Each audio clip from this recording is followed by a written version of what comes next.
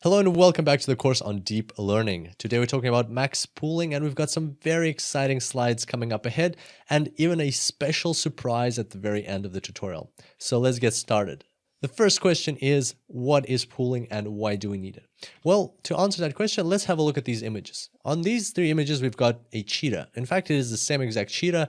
On the first image, the image is positioned properly and the cheetah is looking straight at you. On the second image, it's a bit rotated and the third image is a bit squashed. And the thing here is that we want the neural network to be able to recognize the cheetah in every single one of these images. In fact, this is just one cheetah. What if we have lots of different cheetahs? Here's a cheetah, here's a cheetah, here's another cheetah, here's a cheetah, here's a cheetah, and here's a cheetah. And we want the neural network to recognize all of these cheetahs as cheetahs. And how can it do that if they're all looking in different directions, they're all in different parts of the image, their faces are positioned in different parts of the image, somebody's on the right-hand side, somebody's in the left corner, somebody's in the middle, they're all a bit different, the texture is a little bit different, the lighting is a bit different, there's lots of little differences. And so if the neural network looks for exactly a certain feature, for instance, a distinctive feature of the cheetah is the tears that are on its face going from the eyes, or the shadows that look like tears, the texture, the pattern that is going from its eyes down its on the sides of its nose that looks like tears, that's a distinctive feature of the cheetah. But if it's looking for that feature which it learned from certain cheetahs in an exact location or an exact shape or form or texture, it will never find these other cheetahs. So we have to make sure that our neural network has a property called spatial invariance, meaning that it doesn't care where the features are located. Not so much as in which part of the image, because we've kind of taken that into consideration with our map, with our convolution layer, but it doesn't have to care if the features are a bit tilted, if the features are a bit different in texture, if the features are a bit closer or if features are a bit further apart relative to each other. So if the feature itself is a bit distorted, our neural network has to have some level of flexibility to be able to still find that feature. And that is what pooling is all about. So let's have a look at how pooling works. Here's our feature map. So we've already done our convolution and we've completed that part, and now we're working with the convolution layer. Now we're going to apply pooling. So how does it work? We're going to be applying max pooling. There's several different types of pooling you can apply. There's mean pooling, max pooling, sum pooling, and we'll comment on those towards the end of this tutorial. But for now, we're just applying max pooling. So we take a box of 2 by 2 pixels like that. And again, it doesn't have to be 2 by 2. You can choose any size of box. And again, we'll comment on that towards the end of the tutorial. And you place it in the top left-hand corner. And you find the maximum value in that box. And then you record only that value. And you disregard the other 3. So in your box, you have 4 values. You just disregard 3. You only keep 1, the maximum, which is 1 in this case. Then you move your box to the right by a stride. You select the stride once again. So here we've selected a stride of 2. And that's what you normally select. You can select a stride of 1, you can select, so they're overlapping boxes, you can select any kind of stride that you like, even 3 if you want, but we're selecting a stride of 2 here, and that's what is commonly used. And then you repeat the process, you record the maximum. Here, if you cross over, it doesn't matter, you just continue doing what you're doing, so you still record the maximum here, 0. Here the maximum is 4, here the maximum is 2, here the maximum is 1, 0, 1, 0, 2, and then 1. So as you can see, a few things happened. First of all, we still were able to preserve the features, right? The maximum numbers, they represent, because we know how the convolution layer works, we know that the maximum or the large numbers in your feature map, they represent where you actually found the closest similarity to a feature. But by then pooling these features, we are, first of all, getting rid of 75% of the information that is not the feature, which is not the important things that we're looking out for. Because we're disregarding 3 pixels out of 4. So we're only keeping 25%. And then also, because we are taking the maximum of the pixels that we, or the values that we have.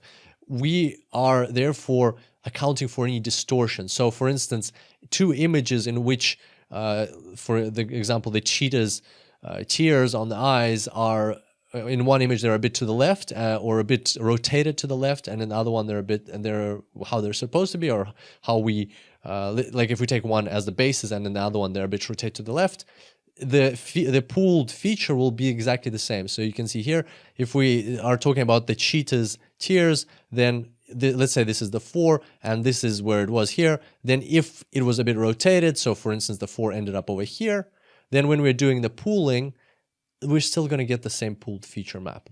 And that's kind of the principle behind it. It's a very rough explanation, again, intuitive explanation, but that's the point of pooling, that we're still being able to preserve the features and moreover account for their possible spatial or textural or other kind of distortions.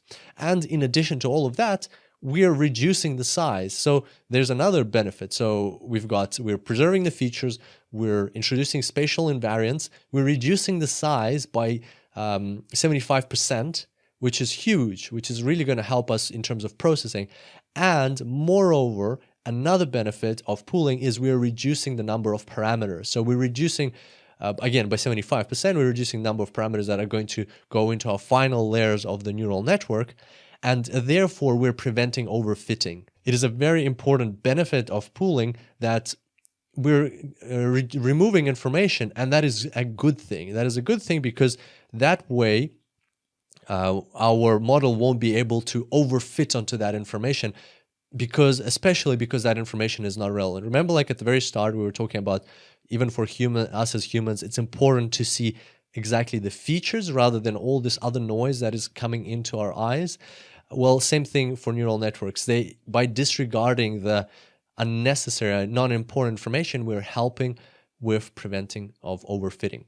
So there we go. That is what pooling is about. And the question here is, of course, why max pooling, right? There's lots of different types of pooling, and why a stride of 2, why a size of 2 by 2 pixels, lots of all these things. And on that note, I'd like to introduce you to this lovely research paper called Evaluation of Pooling Operations in Convolutional Architectures for Object Recognition by Dominik Scherer from University of Bonn. There's the link. And the beauty about this paper is that it's very, very simple, very straightforward. So if you've never read a research paper before, but you'd like to give it a go, this is a great place to start. It's very short, only 10 pages, very easy to read. And plus, the extra benefit is that now that we've discussed convolution and pooling, you will be totally comfortable with everything that they're talking about in this paper. And this is a great way to actually reinforce your knowledge. So I highly recommend checking this paper out. It'll take 20 minutes to read it. And you can even skip part 2, which is called related work. If it feels a bit far-fetched or alienating, just don't read that part. Just go straight from part 1 to part 3. And one thing that you do need to know about this paper, they talk about a concept called subsampling. Well, subsampling is basically average pooling. So remember how here we were taking the maximum. So in our square, we were taking the maximum value. There's a concept called mean pooling or sum pooling. Sum pooling is you just sum these values up. Average pooling or mean pooling, you take the average value out of all of these.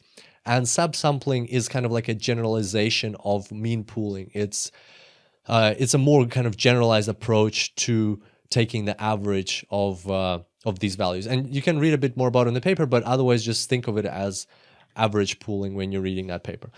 And so that's where you can get some additional information on this topic. And now kind of let's recap. Where have we gotten to? So there's our input image. Then we applied the convolution operation and we got the convolution layer. And now to each of those feature maps that we get, we've applied the pooling layer. So we've done these 2 steps, convolution and pooling. And now we're going to do something very fun, something exciting. We're going to experiment with this. So this is a screenshot I took from a tool created by Adam Harley from back when he was at Ryerson University of Computer Science, and now he's at Carnegie Mellon, I think, doing his PhD.